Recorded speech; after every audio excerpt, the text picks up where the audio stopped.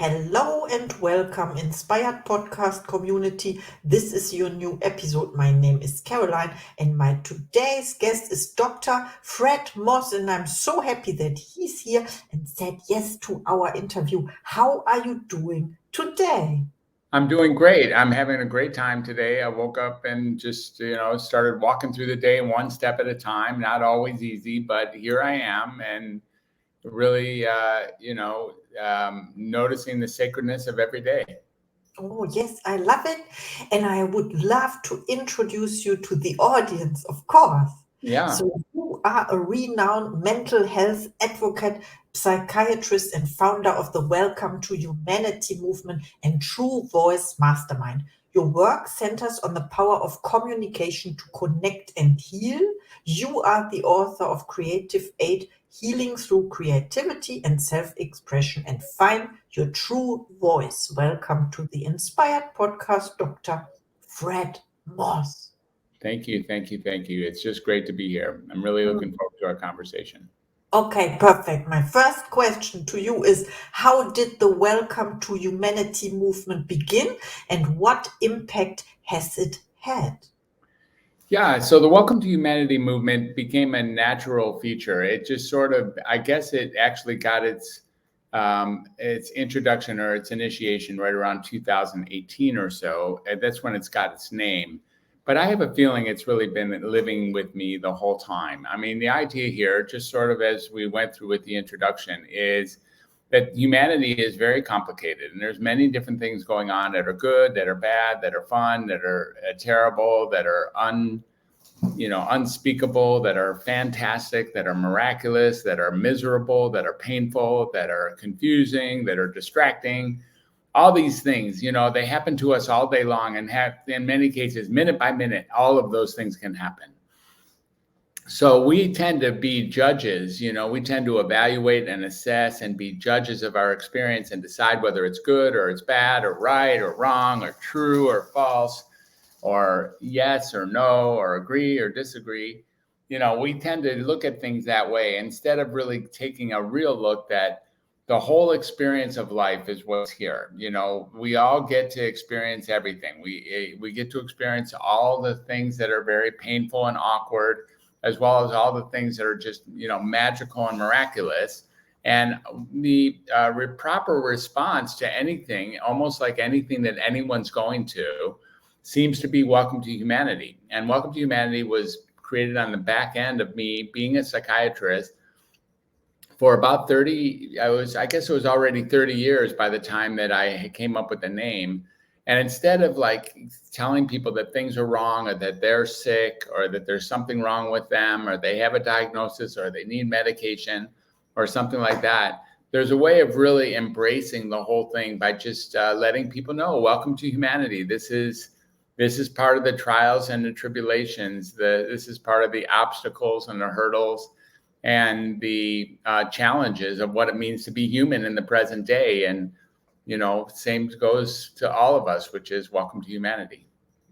Wow, I love the concept you just described. And I can imagine it has to do on the one side with the holistic approach, some people would call it, and or maybe also the combination of the two. You deal with, not deal with, your topic is mental health and then the psychiatry, right? And then on the other hand, but as well, not the holistic side, but also to prevent. I call it prevention, right? You can send people to therapy when there's something wrong or they think something is wrong because maybe it is perception, or you can work on the prevention. And what I understood from your concept is you focus on the positive side of life. Well, I don't know, sometimes positive, sometimes negative, sometimes very painful, sometimes very disturbing, sometimes very confusing, sometimes it's really disempowering. Life has its dark moments and its dark times, and we get to choose how much of that we want to respond to. So when we look at Welcome to Humanity, we can see that, in any given moment, my thought process could go to something fairly bleak and fairly miserable fairly quickly. I could become very sad in a moment. I could become very afraid in a moment. I could become very nervous in a moment. I could become very distracted in a moment. I could become very awkward in a moment. I could become any of those things in just a moment. It's not very hard to feel all the pain and discomfort of life. So it isn't a matter of just looking at it through rose-colored glasses. It's a matter of getting that all of life is complicated and comes with things that are very painful as well as things that are very, very beautiful. And it isn't a matter of just the good things is what we should focus on. It's not that at all. It's really a matter of getting that we have a challenge here to deal with all the many aspects of life and how to juggle all of those things and still create a life that really works is where creativity comes in. Like, how do we manage all of these balls, juggling all these balls and twirling all these plates and doing it on one foot, in a different language than our main language? How do we manage just dealing with all of life? And what most of us find ourselves doing is pointing to different areas of our life where we feel like we are diminished or less than or defective or afflicted or different.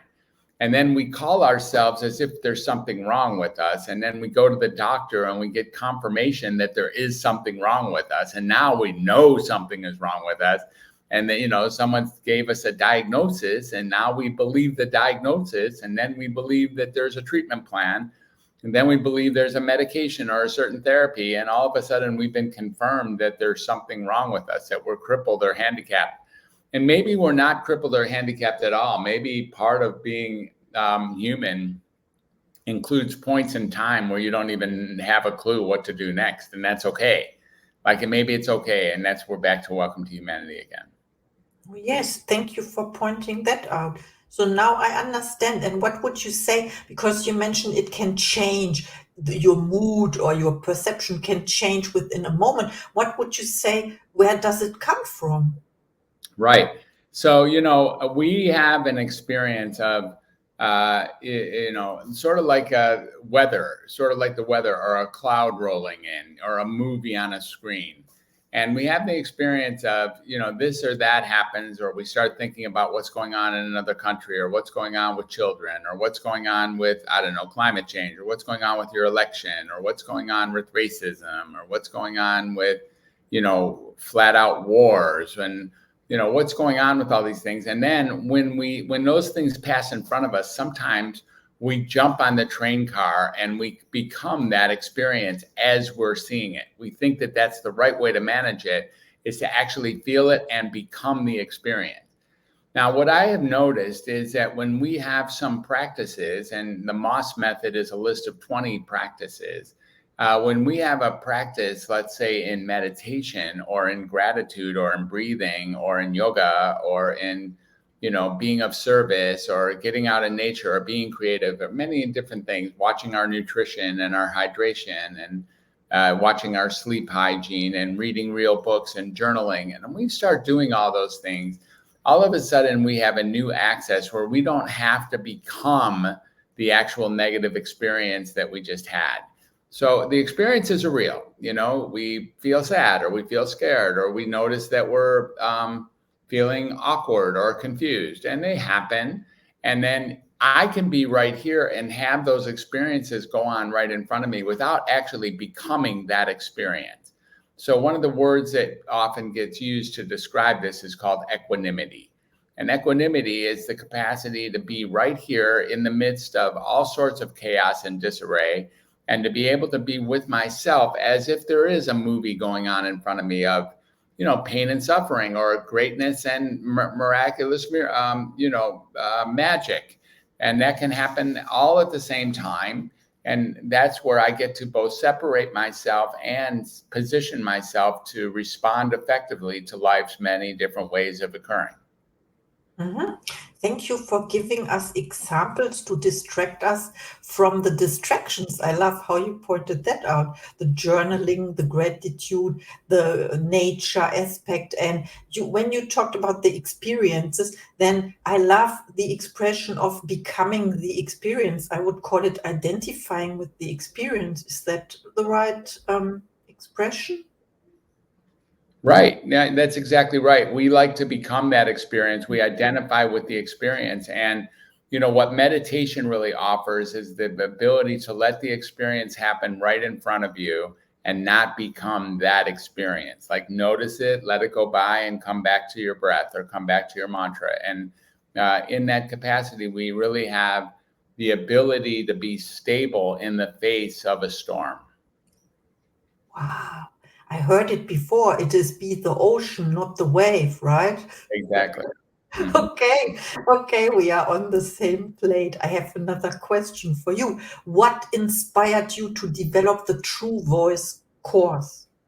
Yeah, the True Voice course was, actually it was about podcasting. And what I realized was that when I was given a spotlight on a podcast as a host or a guest, I found an opportunity to actually speak my truth, to become much clearer to who I really was, and to move the things out of the way that prevent me from being my truth. Many of us develop over time the ability to pretend to be someone that we're not in order to protect the person that we are, because we're afraid that the person that we are is going to disrupt or disrespect or be dismissed or distract the crowd or be wrong. And so we pretend to be someone that we're not. We put on false masks and we say things that we don't mean, or we don't say things when we should, or isn't that crazy that we actually say things that we don't even believe? I mean, it's amazing that that humanity has reached a point that it can allow us to say things out loud that even we don't believe. I mean, it's an extraordinary strategy to protect ourselves, and it doesn't even work. So, what the True Voice technology really allows for is moving the things out of the way that are in the way of you being who you really are, and allowing you to access your core self, your genuine, authentic self, and to communicate from there. And when we communicate from there, we create a frequency or a resonance, like a tuning fork, a humanity resonance, and we can relate to people even if we disagree with them. So even if they're standing as, adverse, like, diametrically opposed on a particular important topic, we still can respect them, and we still can be able to communicate and connect with another person, even when they're totally different than us, or they believe something that we can't endorse. Wow, you talked about frequencies. I once heard authenticity is the frequency. And I also think that other people will recognize when you put a mask on, of course. What would you say? Is it something like an imposter syndrome, or what has it to do with it? Well, I think imposter syndrome it's a funny concept. The imposter syndrome is usually happens, it seems, when I take out my perspective of what it is to be me from within, and I pretend to actually go outside of myself and see what I look like. Like I'm pretending to be competent, or maybe I'm pretending to be wise, or I'm pretending to be smart, or I'm pretending to be capable. And the doubt side of me is, no, I'm not smart. I'm not wise. I'm not intelligent. I'm not capable. And so that side gets in an argument with myself, and I start believing the side that says that I'm nothing or I'm less than. And then we get the discrepancy that generally creates the notion of the imposter syndrome. But what I'm really saying is we tend to just truly become someone that we're not and pretend that we are that person, with the hopes that our heart will not get broken, because in real life we're pretending not even to expose our heart. But the real truth is that you're still going to be dismissed, even if you pretend to be somebody else. Groups will still dismiss you. They'll still throw you off the island. You'll still be disruptive. It doesn't even work to protect yourself. So there's no real good reason to employ that tactic. Okay. And what would you say is the recipe of not being dismissed? I think the recipe is that you're going to be dismissed, and whether or not you're dismissed is none of your business. I mean, some people are going to like you and some people are not going to like you. Some people are going to care for you and some people are not going to care for you. And that doesn't really matter. It's a matter of expressing yourself honestly, genuinely, and authentically as best as you can through words, or even through my other book, which is The Creative Eight, where we start talking about performance and visual arts like art, music, dancing, singing, drama, cooking, writing, gardening, different ways to express ourselves, that we can make ourselves much more aligned with our core values. And we can do that through speaking, or we can do that through some of the arts that I just listed. Oh, thank you so much. It was highly inspiring for me now because I wanted to know, and you explained it without me asking what it means, creative aid, what the aid stands for. But I understand now. Thank you so much. And of course, I have another question. It is, how does Healing the Healer support those transitioning in the mental health field? Can you ask the question one more time, please? Yes, of course. How does Healing the Healer support those transitioning in the mental health field? Yeah. So healing the healer, I just talked about this yesterday. I had something called a raindrop massage last night. So one of the things that's really important is for the healing the healer is the idea that a lot of people actually become a healer after they give up on their primary job. Like they go to school or they go to training or they get their degree or get their teaching in, and they get what they thought that they wanted. They become a nurse, or they become a social worker, or they become a counselor, or they become a doctor. And then they see that that isn't what they really thought it was going to be, and they're not aligned with it anymore. So they have to find a way to work it into their system so that they can be aligned. Because if you're doing things in your life that you're not aligned with, that's a very miserable life. So those people often stop doing what they're doing and usually run into something where they discover, it might be you as well, discover a certain modality, a certain something that works for them. And then they become a practitioner of that modality. They become like a masseuse, or they become a raindrop artist, or they become, a Reiki worker, or they become an acupuncturist, or they become whatever they become. And that's in the matter of healing the healer. So in healing the healer, what I really ask people to do is make sure that, what you're doing is aligned with who you know yourself to be. Because most of us, the first shot, as soon as you go to school or you go to training, or, you take some courses or, some lessons, you think you're going to end up being that what you thought you were going to be. Maybe people have a feeling about what it is to be a nurse or what it is to be a social worker until you came out, and then you saw how it really is, and you're like, I'm not interested in doing that.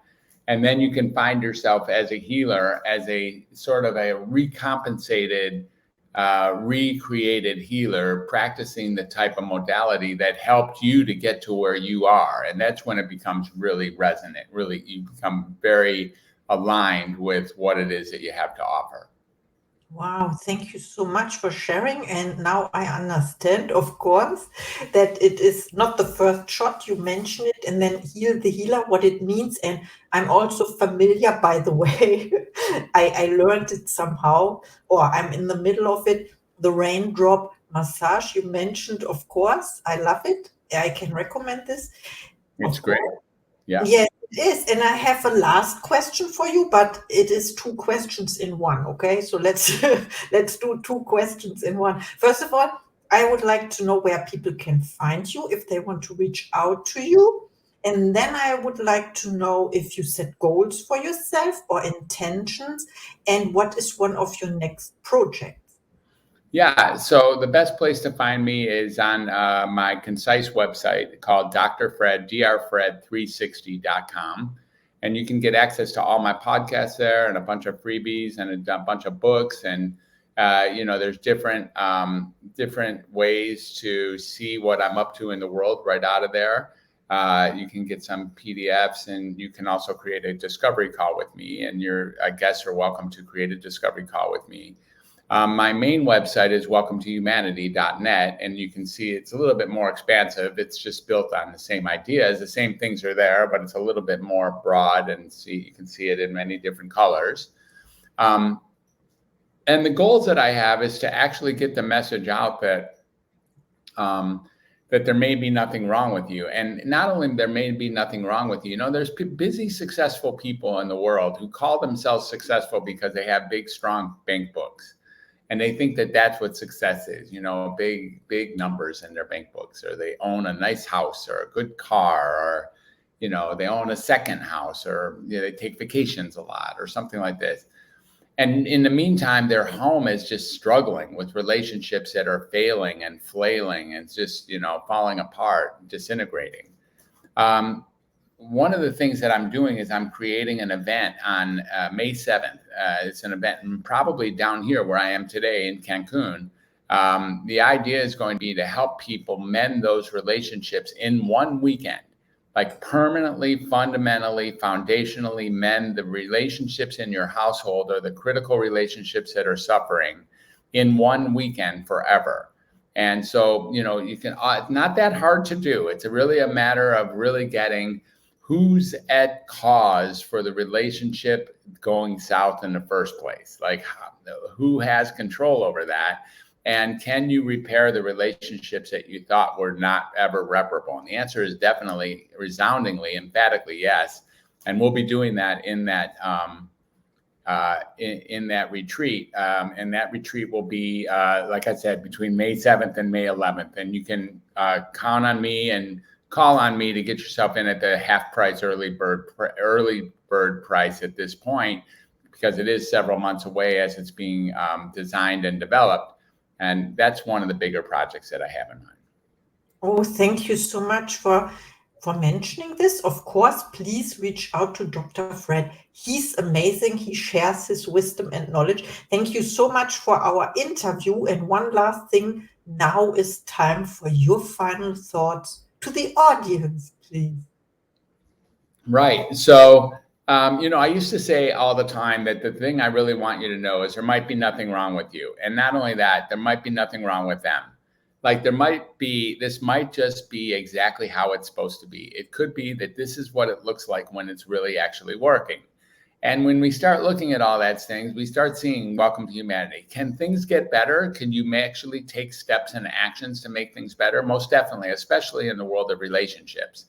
And in the world of relationships, the best way to care for those relationships is to really see how much power you have and what you've created inside of those relationships, good and bad, sideways and straightforward. What is it that you've done, and what can you do to enhance and empower relationships that have gone awry? And that's where the real action is, because if you can have your relationship be caught up, if you can be good with your family, good with your lover, good with your kids, good with your parents, good with your boss, good with the neighborhood, good with the community, relatively good with all these people, you actually get a life that really works. And as long as you do that from an authentic standpoint. And that's what we teach here. That's what Welcome to Humanity is about. That's what True Voice is about. That's what the Moss Method is about. That's what the Undoctor is about. And that's what the Creative Aid is about. And Global Madness, they're all about the same thing. Healing the healer, or the healthy healer, or it's all the same thing. It's all the same idea of stepping into your greatness, owning what you have cause to own, and then, upgrading whenever possible by doing a lot of good things and not very many bad things, and just having that be your habit. Wow, thank you so much for this message. I'm inspired now and deeply impressed. Thank you. It's really been wonderful. I appreciate it. See you in the next episode.